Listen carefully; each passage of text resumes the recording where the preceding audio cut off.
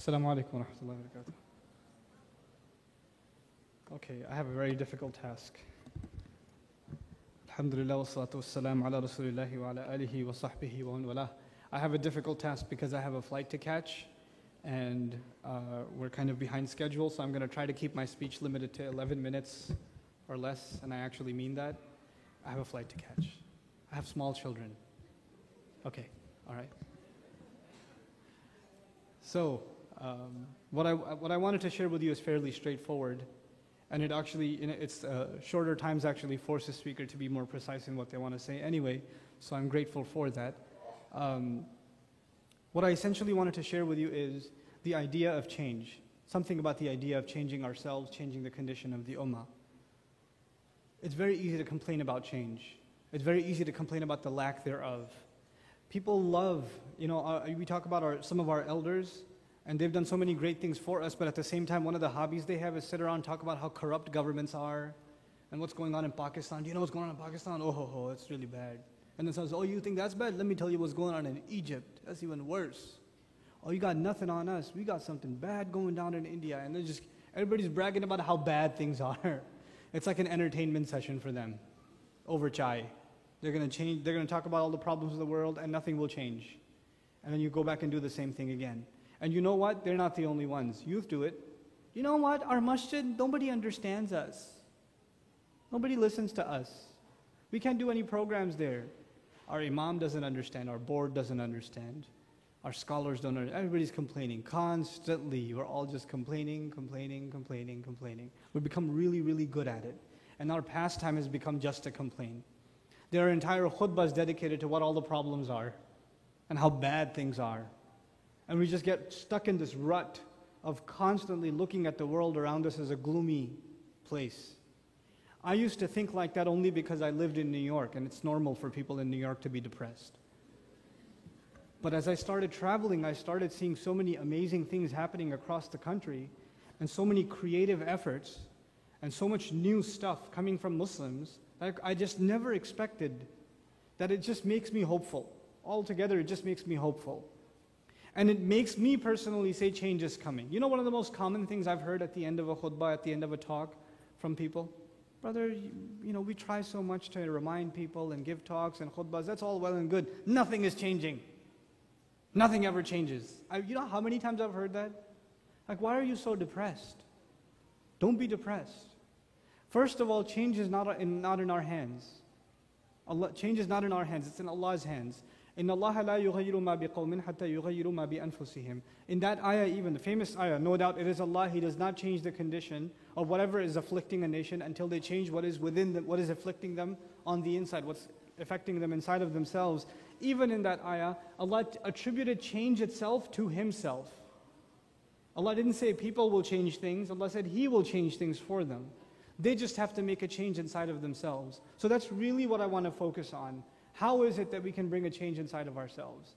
The real battle all of us has is against our own self. Your worst enemy is like your best friend, it's yourself. No one else. No one knows you better than yourself.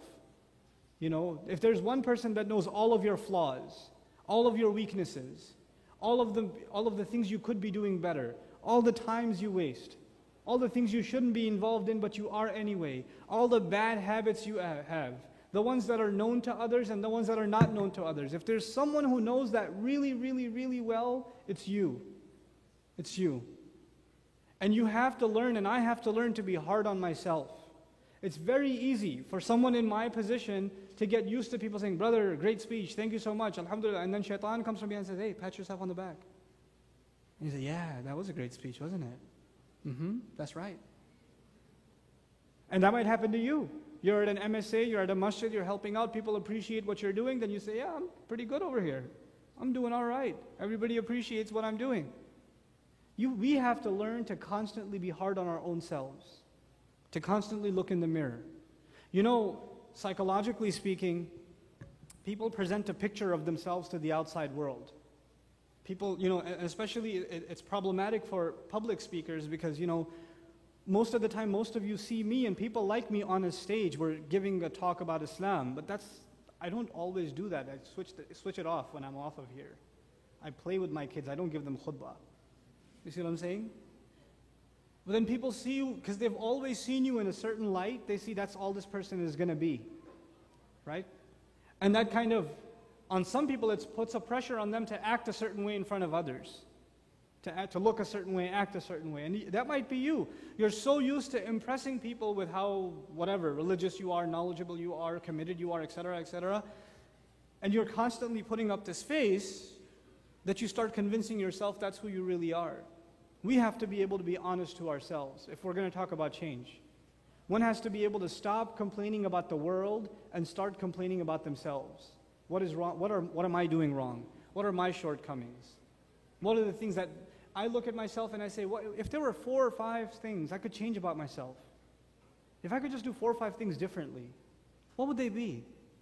What would those things be that I wish I changed? What are some things I wanted to accomplish last year and I never got to? I really wanted to though. I wanted to memorize like 2 more surahs. I wanted to study something. I want to finish reading that book. I never got around to it. But I really wanted to do it.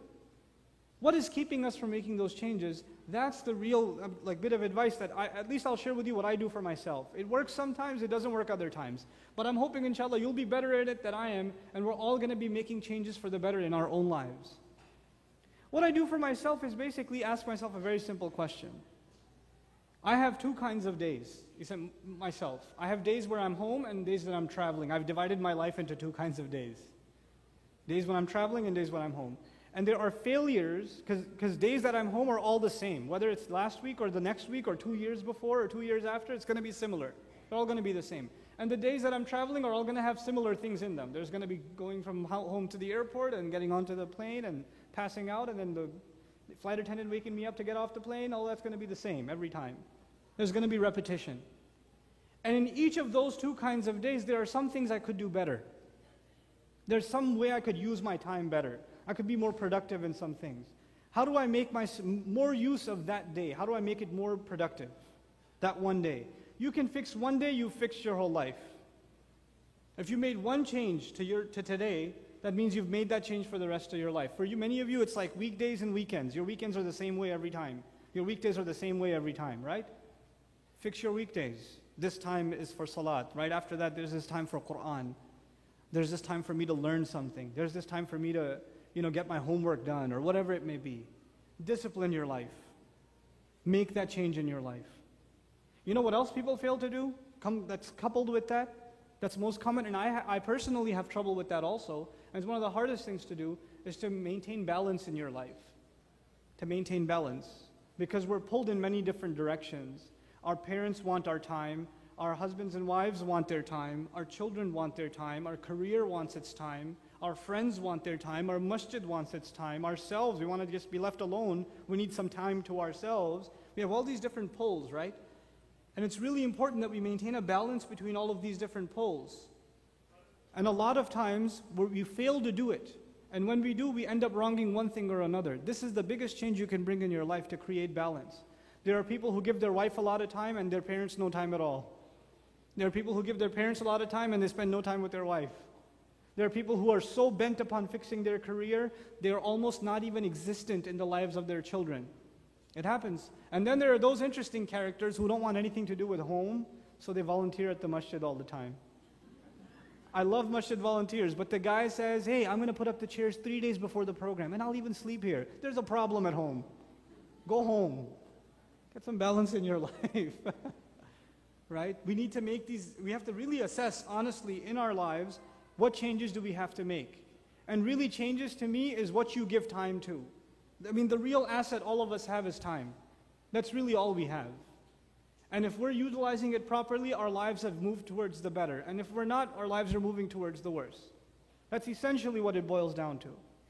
We have to become people that we make productive use of their time. That don't become people that waste time. Even if you want to play sports or relax or whatever, there should be a time for that. It should be specified. It should be something disciplined. Allah tells us the sun and the moon, they follow an order. All of the acts of worship that we do in Islam somehow fall upon the sun and the moon. The prayers dependent on the positions of the sun. Eid and Ramadan and Hajj on the moon. And Allah tells us the sun and the moon follow a precise order. Our worship follows a precise order. What we're learning from that is your entire life should follow a precise order. You should have some kind of discipline, laid out a sketch in your life for yourself. Otherwise, you'll keep thinking, I should get that done, and you'll never get it done because it never made time for it. You never found the specific time for it. And for each of you, this is going to be a very personal affair. You're going to have to look at your own life and see, where can I make this change? You know, our students, I have 1 minute left, I'll tell you what I told my students. Our students, they come from all over the United States, and they come, you know, to our 10-month program, and it's very different, you know. It's not like being at home. It's very different. So I have to orient them, and part of their orientation is, look, the way you wake up and the way you go to sleep is different now. It's not like when you were home. You really have to be careful when you wake up, when you're going to go to masjid for Fajr, what are you going to do after that, when you're going to eat, when you're going to get to class, when you're going to do your homework, when you're going to hang out with your friends to keep your sanity, when you're going to go to sleep. You're going to have to discipline yourself if you're going to get through this successfully. And if they can create that kind of discipline in their life in these 10 months, wallahi, it will benefit them for the rest of their lives. They'll be the better for it, if they can have that kind of discipline. We're just the people, once we start playing a video game, we lose all track of time. Once you start texting someone and start drooling, you just forget the sun goes up and down, it doesn't matter to you. But once you hit the PS3 or Xbox controller and you start sniping people off the rooftops, right? That's it. Regimes could change. The world could change. The stock market could crash. You wouldn't know, you're in your room going, that's who you are. We have to show respect to time. That's the real change we bring in our lives. Stop complaining about stuff. All of that will happen when you personally bring a positive change in your life, and that of disciplining yourself. As I'm leaving you guys, first of all, I'd like to express my genuine gratitude for this opportunity. And I don't really get a chance to come to the East Coast much anymore. And when I do, I'm very grateful, alhamdulillah. And I'm hoping that all of you benefited from some of these talks also. And I pray that Allah accepts that from me and all of you, and especially grants my family immense reward, who show a lot of patience when I'm away from them. Especially my wife, she's like extra patient. نفسي بنور من فؤادي